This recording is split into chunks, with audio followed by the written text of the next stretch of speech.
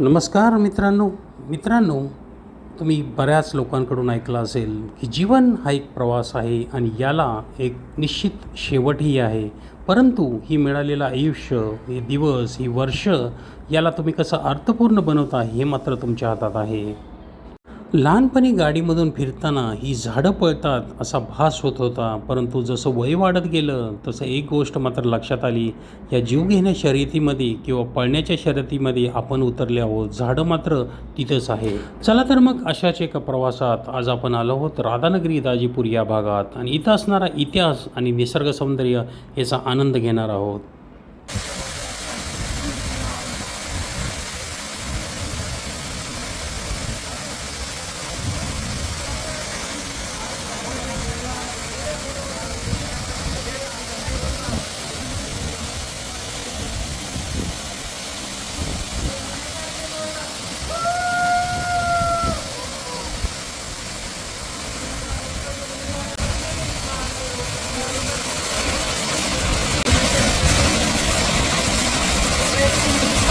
अशा प्रकारचे अनेक धबधबे आहे या भागात तुम्हाला पाहायला मिळतील आणि अनेक धरणंही आहेत 4 ते 5.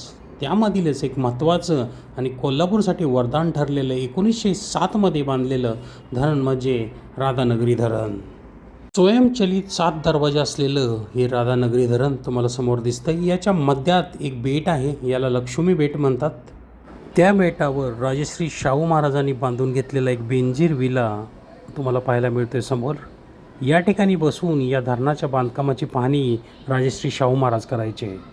राजश्री शाहू महाराज म्हणजे खऱ्या अर्थाने लोकशाहीवादी आणि समाजसुधारक राजे.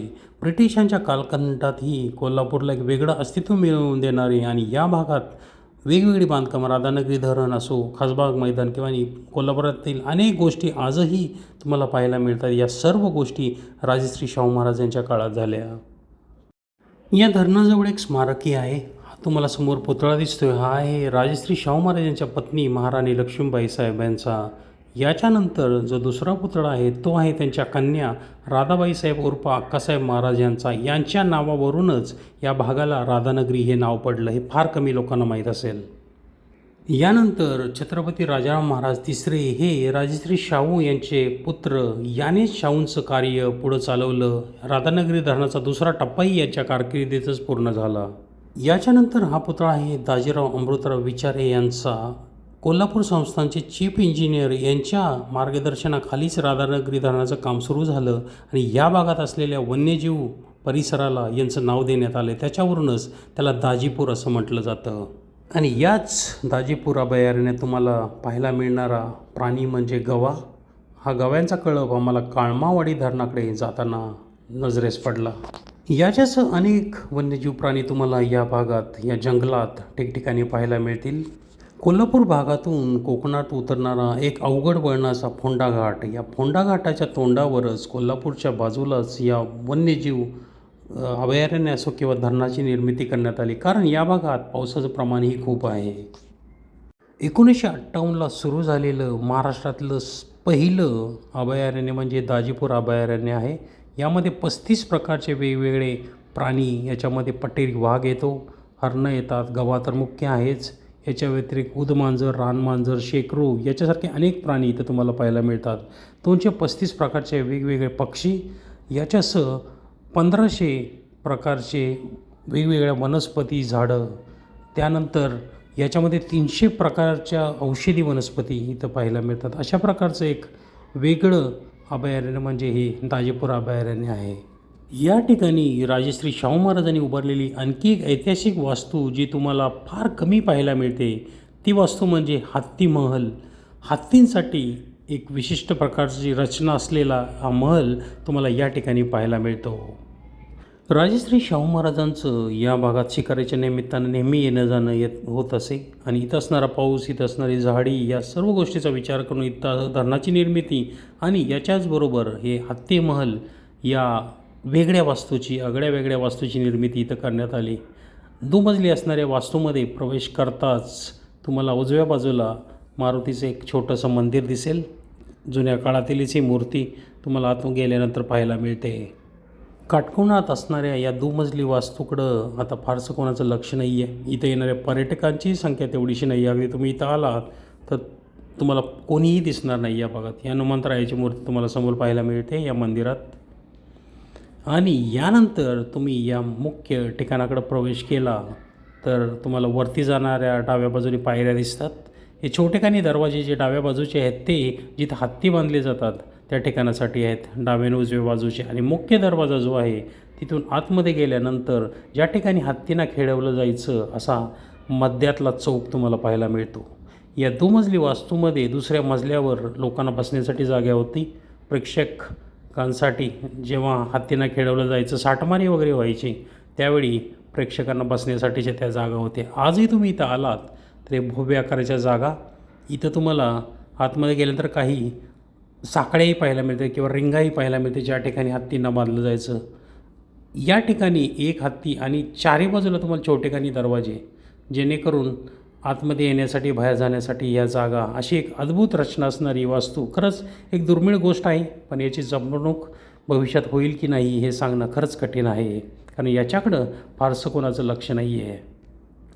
याच्यातील काही चौकटी तुम्हाला समोर दिसते. ती गोलाकार जी मुख्य चौकट होती त्याला आता बांधकाम करून एक छोटी चौकट बनवण्यात आलेली आहे. हत्तींसाठी असणारी जागा नंतरच्या काळात वेगळ्या कारणासाठी वापरण्यात आले असाव्यात, त्याच्यामुळं याच्या चौकटी नंतरच्या काळात छोट्या होत गेल्यात. परंतु 10 ते 12 हत्तींना बांधण्यासाठी असणारी ही दगडी बांधकाम असणारी वास्तू आता ठिकठिकाणी झाडं झुडपं भिंतीवरही वाढलेली आहेत. आणि किती काळ ही अबाधित राहू शकेल हे खरंच सांगता येणं अवघड आहे. परंतु आतमध्ये जाऊन पाहण्याचा प्रयत्न केला तर प्रत्येक खोलीमध्ये नंतर बहुतेक या चौकटी ज्या छोट्या आहेत त्याच्यावरून असं वाटते की कोठारांसाठी वगैरे याचा वापर करण्यात आला असावा, कारण त्यांनी मुख्य गोलाकार उंच असा भाग जिथून हत्ती आतमध्ये बाहेर येऊ शकत असतील त्या बांधकाम करून नंतर बंद करून एक छोटेखानी चौकटी बनवण्यात आली. ही त्याच प्रकारातली. त्यामुळं याचा वापर नंतरच्या काळात काय करण्यात आला हे सांगणं कठीण आहे. परंतु शक्यतो पाठीमागची चारी बाजूचे छोटेखानी दरवाजे बंद केले, त्याच्यावरून हे कोठारां म्हणूनच वापर करण्यात येत असावा. किंवा हत्तीची संख्या कमी होत गेल्यानंतर हत्ती बांधण्यासाठी 4 ते 5 भागच वापरण्यात येत असावे आणि हत्तींना खाण्यासाठी किंवा इतर काही गोष्टींसाठी उरलेल्या भागांचा वापर करण्यात येत असावा. परंतु प्राण्यांसाठी एखादा महाल किंवा दगडी वास्तू, तेही हत्तीसारख्या अजस्र प्राण्यासाठी खरंच एक दुर्मिळ वास्तू आहे, दुर्मिळ गोष्ट आहे. ही भविष्यात जर याची जपणूक केली नाही, जर नष्ट झाली तर अशा प्रकारची वास्तू पुढच्या पिढीला बघतासुद्धा येणार नाही आहे. आणि इथं काय वैभव असावं त्या काळी, जेव्हा 10 ते 12 हत्तीचे चित्कार वगैरे ऐकण्यासाठी लोक इथं आवर्जून एवढ्या लांबपर्यंत या जंगलात येत असतील. आणि आजूबाजूला असणारा जंगलाचा परिसरही हत्तींना तेवढासा त्यांच्या चरण्यासाठी किंवा खाण्यासाठीही उपलब्ध होता. मित्रांनो, आपल्याकडे ऐतिहासिक वास्तूंची दुरवस्था हे काही नवीन नाही आहे. ते किल्ले असोत, राजवाडे असोत किंवा ऐतिहासिक काही जागा असोत, लोकांपर्यंत इतिहास मुळात पोचणंच एक फार दुरापास्त गोष्ट झालेली होती. अलीकडच्या काळात काही गोष्टीमध्ये बदल होत आहेत, परंतु खूप वर्ष झाली आहेत. आता याच्याकडे जर लक्ष दिलं नाही आहे तर नंतर याच्या भिंतीची पडझड व्हायला फारसा वेळ लागणार नाही आहे. आता ही वरती दुसऱ्या मजल्यावर जाणारी ही पायऱ्यांची वाट तुम्हाला दिसते. तिथून वरती जाऊन आपण पाहण्याचा प्रयत्न करूया. आता वरती जे छत होतं वरच्या भागाला, ते छत आता राहिलेलं नाही आहे. ते कदाचित लाकडी असावं, त्यामुळं त्याची पडझड लवकर होते. परंतु जे दगडी बांधकाम आहे ते आजही व्यवस्थित स्वरूपात पाहायला मिळतं. या हत्ती महालाच्या जीर्णोद्धारासाठी सरकारने काही रकमेची तरतूद केली होती अशी फक्त बातमी ऐकण्यात आली, परंतु इथं काही फारसा बदल दिसत नाही आहे. आणि अगदी आत्ताही तुम्हाला या ठिकाणावरून पुढं जाणं अगदी अवघड झालं, कारण झाडंझुडपं वाढली आहेत आणि खूप अडचण वगैरे झालेली आहे. ही तुम्हाला छत दिसेल वरच्या भागातील दुसऱ्या मजल्यावरील. इतिहास आणि ऐतिहासिक वास्तूबद्दल उदासीनता ही आपल्या महाराष्ट्राला काही नवीन नाही आहे. मग ते किल्ले असो, वाडे असोत किंवा आपला इतिहास असो, छत्रपती शंभूराजांचा इतिहास बाहेर येण्यासाठी किती वर्ष लागली हे सर्वांना ज्ञात आहे. परंतु याच्यामध्ये लवकरच काही सुधारणा हो हीच आपण अपेक्षा करू शकतो. चला तर मग मित्रांनो, अशा या ऐतिहासिक निसर्गरम्य असलेल्या या भागाची सफर केली आपण. इथं मुक्कामी केलेला होता आम्ही मित्रांसोबत येऊन इथं असणाऱ्या ऐतिहासिक तसे नैसर्गिक गोष्टींची माहिती करून घेतली. राधानगरी धरणाच्या खाली असलेल्या वीज निर्मिती केंद्राचाही आम्हाला पाहणी करता आली. तिथं असणाऱ्या टर्बाईन रूमसहित पूर्ण सर्व गोष्टी पाहता आल्या, परंतु त्याचं व्हिडिओ चित्रण करू शकत नाही, त्यामुळे ते तुमच्यासोबत शेअर करता येत नाही. परंतु जर कधी या ठिकाणी आलात तर पार्टी, मौज मजा, मस्ती, रिसॉर्ट याच्या पलीकडे जाऊनही राजश्री शाहू महाराजांची दूरदृष्टी, इथं असणाऱ्या ऐतिहासिक गोष्टी आणि नैसर्गिक वन्यजीव, प्राणी या सर्व गोष्टींची माहिती जरूर घ्या आणि आपल्या मुलांनाही कळू द्या. चला तर मग परत भेटू अशाच ऐतिहासिक वाटेवर, निसर्गाच्या वाटेवर, सह्याद्रीच्या गड वाटेवर. तोपर्यंत धन्यवाद, नमस्कार.